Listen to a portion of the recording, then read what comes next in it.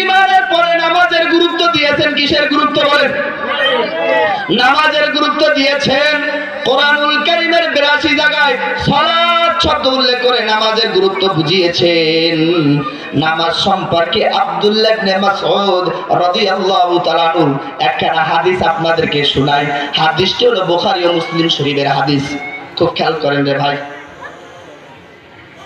আব্দুল্লাহ ইবনে মাসউদ আল্লাহর নবীকে ডাক দিয়ে বলেন, নবী পয়গম্বর, এমন একটা আমলের কথা আমি আব্দুল্লাহ ইবনে মাসউদকে জানান যে আমলের মাধ্যমে বান্দা আর রবের সাথে বন্ধুত্ব হয়। আল্লাহর নবী আব্দুল্লাহ ইবনে মাসউদকে ডাক দিয়ে বলেন, আব্দুল্লাহ ইবনে মাসউদ, বান্দার মনিবের সাথে যদি বন্ধুত্ব করতে চাও তাহলে বেশি বেশি সালাত আদায় করো, কারণ সালাতের মাধ্যমে বান্দা আর মনিবের সাথে বন্ধুত্ব তৈরি হয়। তাহলে নামাজের দরকার আছে কি নাই বলেন তো? বলেন নামাজের দরকার আছে কি নাই বলেন তো? আল্লাহর সাথে বন্ধুত্ব করার দরকার আছে কি নাই বলেন?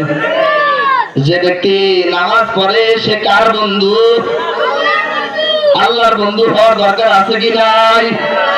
ও ভাই শুনে নাও, শুনে নাও, তুমি যদি আল্লাহর বন্ধু না হয়ে কবরে যাও, শয়তানের বন্ধু হয়ে যদি তুমি কবরে যাও, তোমার কবরের জিন্দেগি কিন্তু ভালো কাটবে না। কথা বলেন ঠিক কিনা? হযরত আবু যার গিফারী রাদিয়াল্লাহু তাআলা বলেন, খুব একটু খেয়াল করেন আমার দিকে। আবু যার গিফারী রাদিয়াল্লাহু তাআলা বলেন, আমি আল্লাহর নবী সাল্লাল্লাহু আলাইহি ওয়াসাল্লামের সফর সঙ্গী হয়ে শীতের মৌসুমে কোথায় তাশরিফ আনলাম। সময়টা ছিল পাতা ঝরার মৌসুম। নবী আলাইহিস সালাতু ওয়াস সালাম গাছের একটা ডাল ধরলেন। ডাল ধরার সঙ্গে সঙ্গে গাছ থেকে পাতা ঝরার পরিমাণটা বেড়ে গেল।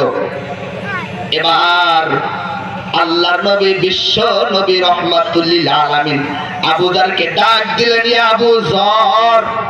আবু যার ডাক দিয়ে বলেন, ইয়া রাসূলুল্লাহ, আমি আবু যার গিফারী উপস্থিত। আল্লাহর নবী আবু যারকে ডাক দিয়ে বলেন, আবু যার,